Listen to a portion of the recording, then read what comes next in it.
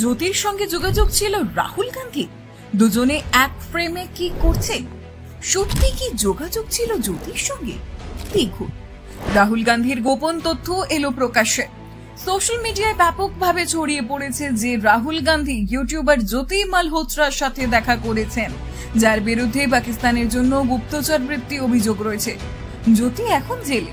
Social media platform এক্সে এক ব্যক্তি রাহুল গান্ধী এবং জ্যোতি মালহোত্রার একসঙ্গে একটি ছবি পোস্ট করেছেন। ছবির ক্যাপশনে লেখা আছে, জ্যোতি মালহোত্রার সাথে রাহুল গান্ধী।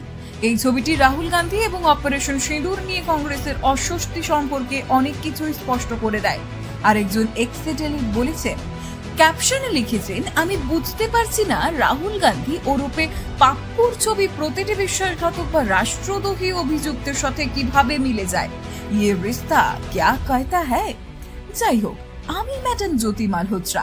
তুমি কি জানো সে কে? পোস্টটি সোশ্যাল মিডিয়ায় দ্রুত ভাইরাল হয়ে যাওয়ার পর দাবিটি যাচাই করার সিদ্ধান্ত নেওয়া হয়। আর একটি ছবিও বেরিয়ে আসে যেখানে একই রকম পোজে রাহুল। ভালো করে পরীক্ষা করার পর নিশ্চিত হওয়া যায় যে আসল ছবিটিতে রাহুল গান্ধীকে তৎকালীন কংগ্রেস নেত্রী অদিতি সিংহের ব্যাপারে সঙ্গে দেখা গেছে, জ্যোতি মালহোত্রার সঙ্গে নয়। দর্শকদের বিভ্রান্ত করার জন্য অদিতি সিং এর মুখ ডিজিটাল জ্যোতি মালহোত্রার মুখ দিয়ে প্রতিস্থাপন করা হয়েছিল।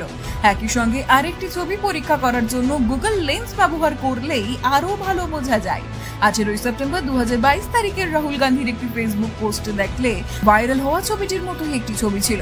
ভালো করে পরীক্ষা করার পর মূল ছবিতে থাকা মহিলাকে কেরালায় ভারত জোড়ো যাত্রার সময় রাহুল গান্ধীর সাথে দাঁড়িয়ে থাকা একজন মহিলা সমর্থক হিসেবে শনাক্ত করা হয়। এই ক্ষেত্রেও এআই টুল ব্যবহার করে মহিলার মুখ ডিজিটাল ভাবে পরিবর্তন করে জ্যোতি মালহোত্রার মুখ দিয়ে প্রতিস্থাপন করা হয়েছিল। তথ্য যাচাইয়ে নিশ্চিত হয়েছে যে রাহুল গান্ধীর সাথে পাকিস্তানের পক্ষে গুপ্তচর বৃত্তির অভিযোগে অভিযুক্ত জ্যোতি মালহোত্রা সম্পর্কযুক্ত ভাইরাল সোশ্যাল মিডিয়া পোস্টটি ভুয়ো।